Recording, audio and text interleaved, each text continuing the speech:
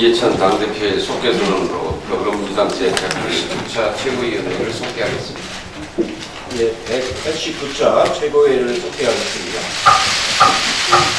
이해찬 당대표의 발언을 듣겠습니다. 지난 주말 동안 민주당은 선거법과 검찰개혁법 협정에 최선을 다했으나 아직 좋은 결과를 내지 못하고 있습니다. 국민 여러분께 송구하다는 말씀을 드리겠습니다. 이제 4월 헬트트랙에 올린 원안의 정신과 원칙으로 다시 돌아가기로 했습니다. 그동안에 합리적인 선거제도를 만들기 위해서 저희 당이 소수당의 의견을 많이 수용을 하면서 노력을 기울여 왔는데 아직까지 좋은 성과를 내지 못하고 있습니다. 선거법제도는 상호간의 최선의 방법을 모색을 해야 되는데 일방적인 요구에 의해서 아직 합의를 못 보고 있습니다. 특히 석패율제도는 원래 지역구도를 완화하기 위해서 어려운 지역에서 정치하시는 분들이 실행할 수 있도록 만든 취지를 가졌는데 요즘 얘기되는 얘기는 오히려 중진들 재보선용으로 악용되는 이런 의미가 전혀 퇴색한 그런 결과를 가져오기 때문에 우리 당으로서는 그런 중진들 대선 보장용으로 하는 석패제도는 결코 받아들일 수 없다는 점을 오늘 이 자리를 통해서 제가 분명하게 말씀을 드립니다. 민주당은 개혁을 하려는 것이지 개악을 하려는 것이 아닙니다. 오히려 석패제도를 통해가지고 개악된 결과가 오는 것은 결코 수용하지 않겠다는 걸 다시 한번 말씀을 드립니다. 자유한국당이 여당에 대해서 독재 운운하는데 이는 완전히 본말이 전적인 것입니다. 민주적 협상을 거부하는 것은 자유한국당이지 민주당이 아닙니다. 지금까지 자유한국당은 한 번도 진지한 대사로 협상에 응한 적이 없습니다. 민주당은 헬트트랙 이전에도 협상을 요청했고 지난 1년 내내 협상을 하려고 했으며 지금도 협상의 문은 열려 있습니다. 그러나 한국당은 선거법과 검찰개혁법 협상에는 전혀 응하지 않고 삭발, 단식, 방해집회, 필리버스터로 응수했으며 국회 일정도 오전 합의를 오후에 뒤집는 일이 여러 번 있었습니다. 국민이 70%가 찬성하는 검찰개혁의 대의에 협력하고 선거제도에게 조금이라도 진정성 있게 협상할 의사가 있다면 민주당은 어떤 재간 협상에 언제든지 나설 준비가 되어 있다는 걸 다시 한번 말씀을 드립니다. 이상입니다.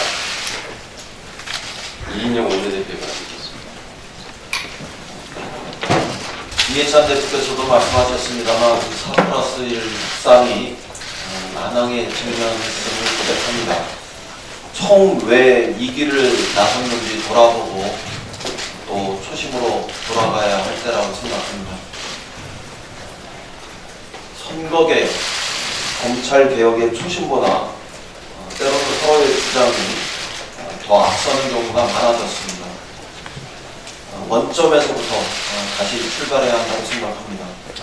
검찰개혁, 선거개혁을 염원하는 국민의 명령을 절박하게 되새깁니다. 좀 늦더라도 바른 길을 가겠습니다. 4+1 협의체의 재가동을 위해서 원내대표급 회동이 가능한지 다시 타진하고 도전해 보겠습니다. 원점에서 모든 가능성을 열어놓고 다시 협상을 시작하겠습니다. 한편 오늘 11시에 국회의장 주재로 3당 원내대표 만남이 예정되어 있었습니다. 지금 듣기로는 다른 야당에서 출석하지 않아서 성사되기 어려워 보입니다. 당면한 민생 입법, 특히 예산 부수 법안의 처리를 위해서 본회의 개최는 매우 시급하고 또 중요한 우리 국회의 과제가 되고 있습니다. 아울러 선거법 그리고 검찰법 이런 개혁 입법의 완성을 위해서도 본회의 개최는 꼭 필요한 일이라고 생각합니다. 4+1 협상 외에도 상당 원내대표 간의 협상을 통해서 국회 전체에서 민생 입법과 개혁 입법의 길이 열릴 수 있도록 최선을 다해서 협의해 나가겠습니다.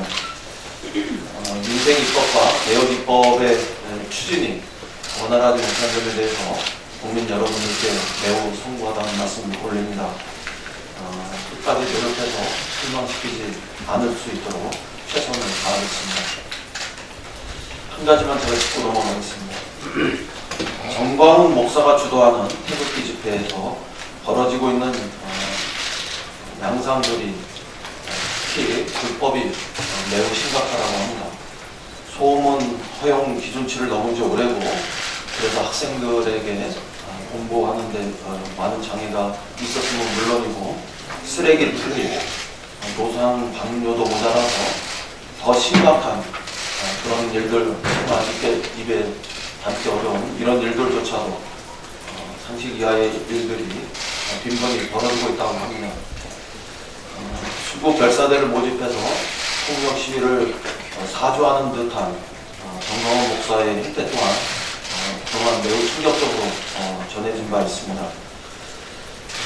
이러한 그 무법적인, 탈법적인 마구잡이 행위가 자유한국당과 황교안 대표가 번번이 이들의 집회에 참여하고 또 때로는 철야 기도에 함께 참여하니까 빚어지는 일이 아니길 바랍니다. 정말 이렇게 막무가내로 해도 된다고 자유한국당과 황교안 대표 때문에 착각하는 일은 없기를 바랍니다. 대놓고 위법행위를 자행하고 질서를 위반하는 것은 공권력을 정치하는 위험한 태도입니다.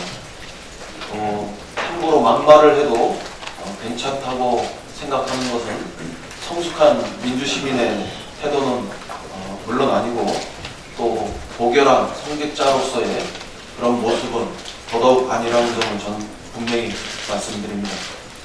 집회의 자유는 보장되어야 하지만 불법으로 기초 질서가 무너지고 시민들에게 극심한 고통을 주는 일은 없어야 합니다.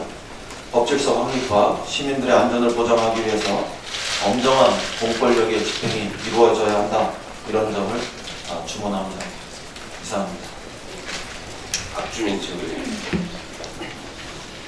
예, 앞서 당 대표님 그리고 원내대표님도 말씀하셨지만 선거제 개혁 관련된 안을 아직 만들지 못했습니다. 결과적으로 선거제 개혁과 검찰 개혁 관련 법안 처리가 다소 늦어지게 되었습니다. 선거제도 개혁과 공수처 설치 등 검찰 개혁을 염원하면서 계속해서 지지해 주셨던 많은 국민들에게 죄송한 마음입니다. 그렇지만 선거제도 개혁, 공수처 설치 등 검찰 개혁의 원칙에 대해서는 흔들림 없이 나아갈 것이며 돌파구를 만들어서 꼭 성과를 만들어낼 수 있도록 최선을 다하겠다는 말씀을 저도 드리겠습니다. 국회 모든 정당이 선거제 개혁과 검찰 개혁을 위한 절충안을 찾아가기 위해서 밤낮 없이 그리고 주말 없이 치열한 토론을 하고 있는데 자유한국당은 여전히 자기 정치만 하고 있는 것 같습니다. 이 과정에서 자한당은 전혀 근거 없는 주장을 반복하고 있습니다. 우선 회기결정이라는 안건에 대해서도 필리버스터가 가능하다고 주장하고 있습니다. 자한당의 주장대로 회기결정 안건이 필리버스터의 대상이 되면은 매번 열리는 본회의마다 30일간의 무제한 토론이 계속되면서 사실상 국회가 마비되는 상황이 초래됩니다. 이것은 안건에 대한 수기와 소수당의 의견 표명 기회 제공이라는 무제한 토론의 원래 취지를 벗어나는 것입니다. 또한 필리버스터의 대상이 된 안건은 다음 회기에서 표결하도록 하고 있는데 회기 결정 안건에 대한 필리버스터가 인정된다면 필리버스터가 진행된 본회의의 회기를 그 다음 회기에서 정하게 된다는 모순이 발생하게 됩니다. 따라서 회기 결정 안건이 필리버스터가 가능하며 이것을 무시하고 회기를 정하게 되면 문희상 의장을 고소하겠다는 자한당의 주장은 전혀 타당하지 않은 것입니다. 또한 자한당은 최근 4+1에서 선거제와 검찰에 대한 개혁안을 만들어 입법하려는 것에 대해서 의회주의를 무시한 척하다라고 주장하고 있습니다. 줄곧 이야기했지만 여러 차례 협상 제안, 그리고 협상의 기회를 무시해왔던 쪽이 누구입니까? 심지어 지난 금요일에도 민생법안에 대해 표결하겠다고 약속하고도 약속을 어기고 회기 결정 안건에 대해서까지 필리버스터를 하겠다며 그 약속을 뒤집은 쪽이 누구입니까? 자한당이 말하는 의회는 어디에 있는 것입니까? 계속해서 의회를 무력화시키고 있는 자한당의 입에서 다른 당이 의회주의를 무시한다, 무력한다 이런 말은 나와서는 안 될 것입니다. 다시 한번 말씀드리지만 자한당이 진정으로 의회주의를 생각한다면 무조건 선거제와 검찰개혁을 막겠다는 생각을 버리고 협상의 테이블에 앉아야 할 것입니다. 이상입니다. 박광훈 씨. 네, 황교안 대표가 주말에 쏟아낸 말들은 국민의 가슴에 상처를 내고 국민들이 등 돌리게 하고 또 국민과 거꾸로 가는 말들입니다. 과연 공당을 책임지는 대표의 말인가 의심하지 않을 수 없습니다. 좌파 독재를 외치면서 민주당과 문재인 정부를 공격하지만 정작 국민들이 걱정하는 것은 친황 독재, 친박 독재의 그림자입니다. 황교안 대표 체제에서 자유한국당은 민생민주개혁 무조건 반대, 국회법 위반, 약속 뒤집기, 국회 밖 구구선동 극대화로 얘기할 수 있습니다.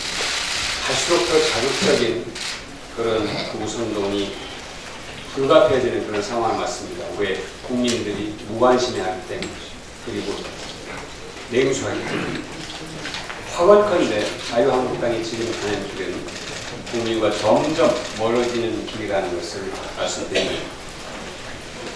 친박 독재는 자유한국당에 도움이 될까요? 아닙니다.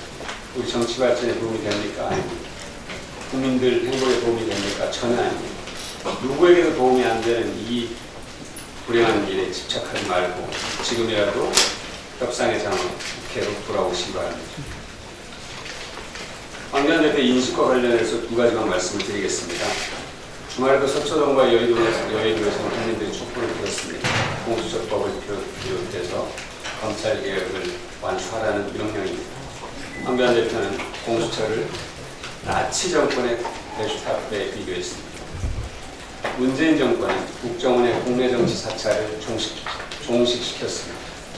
그리고 역대 어느 정권에서 검찰이 청와대와 맞대응하면서 수사한 일이 있습니다. 좌파 독재, 또 게슈타포, 국민들이 웃습니다.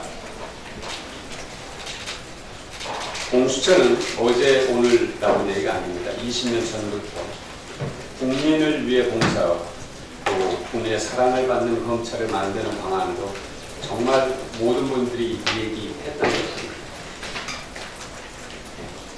과거 자유한국당의 전신 정권의 대표들이 했던 얘기조차도 부정하려는 황교안 대표 이제 제대로 이성적으로 보시고 냉철하게 판단하시기 바랍니다. 또 황교안 대표는 사회안전망 예산을 포퓰리즘이라고 비난해 왔는데 아예 어제는 극단적 마약이라고 얘기했습니다. 이것은 단순한 정치 공세가 아니라 사회 통합을 저해하는 혐오와 증오가 깔려있는 매우 부적절한 행위입니다. 사회안전망으로 삶을 영위하는 국민들에 대한 조롱이자 비하이자 낙인찍기입니다. 사회안전망 구축은 국가의 책무입니다. 노인 빈곤율과 노인 자살률이 가장 높은 나라에서 어르신 일자리를 낭비로 매도하는 것이야말로 정말로 극우적 망언입니다. 이 극단적 마약부터 끊기를 바랍니다. 문재인 대통령 오늘 스티븐 비건 미 국무부 대북정책특별대표를 만납니다. 상황이 녹록지 않습니다만 북미대화의 동력이 살아나는 계기가 만들어지길만 국민들이 기대하고 있습니다. 북한이나 미국이나 대화의 끈을 놓지 않겠다는 그런 조짐은 분명히 있습니다. 한반도 평화 프로세스가 중대한 기로에 있어서 결코 멈춰서지 않고 작동될 수 있기를 기대합니다. 문 대통령이 다시금 평화의 촉진자라는 막중한 역할을 다할 수 있을 것으로 믿습니다. 우리 당에서도 긴장을 늦추지 않고 국민과 함께 전폭적으로 지원해 나가도록 하겠습니다. 최고위원과 네, 간단하게 말씀드리겠습니다. 국민 다수가 찬성하는 계획까지에 대해서 반민주 압벌이니 또 좌파 독재 기분이 이렇게 득시오는 것은 전형적인 가짜 뉴스입니다. 황교안 대표가 계획을 제기하기 위해서 국민을 상대로 투쟁하고 있습니다. 국민을 상대로 싸운다는 것은 어리석기 짝이 없는 짓입니다. 황교안 대표는 빨리 어리석임에서 벗어나기 바랍니다. 이상입니다. 김혜영 최고위원. 4+1 협의체의 선거제 관련 논의 중 선거구 획정을 위한 기준 인구수 부분에 대하여 말씀드리고자 합니다. 현행법상 선거일 전 15개월이 속하는 달의 말일이라는 특정 시점을 기준으로 하던 것을 선거일 전 3년간 평균 인구수로 개정하는 것은 맞다고 생각합니다. 농사노촌의 지역 대표성 배려도 인구 비례 2대1의 인구 범위를 벗어나지 않아야 하는 것입니다. 그런데 선거일 전 3년간 평균 인구수를 기준으로 하는 것은 특정 지역의 선거구 소멸을 막기 위한 목적하에 자의적으로 인구 범위를 조정하는 것으로서 헌법상의 평등선거의 원칙에 위반할 소지가 있습니다. 선거법 합의도 중요하지만 그 과정에서 헌법상의 원칙이 충실히 준수되어져야 할 것입니다. 이상입니다. 남인순 씨. 네, 선거법 개정안이 내일 예비 후보자 등록 신청 개시이기 때문에 사실 오늘까지 처리가 돼야 된다고 봅니다. 그런데 4+1 합의가 지금 잘 이루어지지 않고 있어서 매우 안타까운 상황입니다. 선거법과 관련해서 지역구와 비례대표 의석을 250대 50으로 조정하는 기본틀에 합의를 했지만 저는 그동안 개인적으로 비례대표가 훨씬 더 많이 확대된다는 그런 입장을 견지를 해왔습니다. 그 이유는 진등대표나 전문가, 또 정치시민이나 소외계층들이 그 비례대표 의석에 많이 들어와야 되기 때문입니다. 국민 대표성을 그만큼 확대된다는 그런 의미인데요. 지금 그 비례대표 의석을 50으로 조정을 한 상황에서 그 이전에 합의했던 내용들에 대해서는 좀 검토가 필요하지 않나라고 생각합니다. 우선은 석패율을 그때 당시에 합의했을 때는 비례대표 의석을 더 늘리고 그리고 권역별로 비례대표를 한다라고 하는 전제 하에 사실은 석패율을 검토했던 것입니다. 그런데 지금은 비례대표 의석수 자체가 50을 조정을 4+1에서 조정을 한 상황이기 때문에 이 석패율 검토 자체는 지금 다시 그것을 이야기하는 것은 혈근력이 없다고 생각을 합니다. 특히나 이 석패율을 저희가 그 정치 전문가들이 얘기를 했을 때는 석패율 제도가 필요했던 부분은 뭐냐면 그 특정 정당이 취약한 지역에서 아쉽게 낙선한 후보를 비례대표를 구성해서 지역 대표성을 보완한다라는 그런 긍정적인 효과가 있기 때문에 사실 보완적인 제도로 석패율 제도를 이야기했던 것입니다. 그런데 지금 이야기되는 사실 석패율이라고 하는 부분은 사실상 이런 어떤 지역 대표성을 보완하는 그런 의미가 좀 아니고 어떻게 보면은 그 중진 정치인들을 구제하기 위한 과거에 다른 나라에서 좀 실패한 석패율 제도를 그대로 우리 적용하려고 하는 것이 아닌가라는 점에서 매우 사실은 아쉽게 생각하고 문제가 있다고 생각하고요. 특히나 비례대표 50석 중에서 6개 권역에서 2명씩 낙선한 후보에게 할애한다면 12석이 됩니다. 그러면 50석에서 12석을 빼고 나면은 38석으로 순수한 비례대표석이 줄어들게 되면 현재보다 더 후퇴한 비례대표 제도가 되는 것입니다. 정의당도 석패율에 대해서는 과거에 중진 구제용으로 활용될 가능성이 있어서 반대해왔습니다. 이런 점들을 잊어서는 안 될 거라고 생각합니다. 그래서 현재 그 석패율 제도 검토 부분에 대해서 이것이 쟁점이 되고 있는데 이 부분은 분명하게 좀 우리 당도 입장을 정리를 해서 아까 대표님께서 말씀하셨지만 이렇게 그 석수가 비례대표 석수가 50석으로 줄어든 마당에 그리고 더구나 권역별로 배분되지 않는 상황 속에서는 아니라는 점을 분명하게 말씀을 드리고 이런 점을 좀 감안을 해서 우리가 정치개혁을 하고자 했던 그런 방향들을 다시 출발점을 다시 상기하면서 오늘 4+1의 논의에서 다시 한번 이루어질 수 있기를 다시 한번 기도해봅니다. 이상입니다.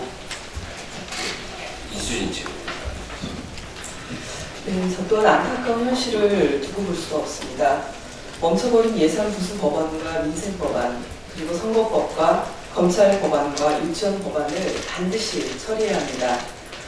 다른 의원님들께서도 말씀하셨다시피 4+1 협의체도 선거법과 관련해서 초심으로 돌아가 비례대표 제도의 본질에 맞게 협상에 임해주셨으면 좋겠습니다. 또한 합의를 뒤집어버리는 자유한국당의 본심은 무엇입니까? 민생은 안중에도 없는 것인지 국민의 목소리가 들리지 않는지 묻고 싶습니다. 공수처 신설은 시민이 뽑는 개혁까지 이론입니다. 자유한국당은 무엇이 그토록 두려워 선거제 개혁과 검찰 개혁을 반대하는 것입니까? 자유한국당은 더 늦기 전에 연동형 비례대표제의 수용과 검찰 개혁 처리에 국회의 역할을 다하시길 부탁드립니다. 이상입니다. 이영석 최고. 예, 자유한국당이 또 2달 만에 장애 집회를 시작했습니다. 청와대 농성장에서 국회 농성장으로 돌아온 자유한국당 황교안 대표는 이번에도 죽기를 각오한다고 합니다. 황교안 대표는 국정농단 3대 게이트 운운하며 386 운동권 출신들이 문재인 정권의 요소에서의 또아리를 틀고 어둠의 네트워크를 형성해 권력을 사유하고 있다고 했습니다.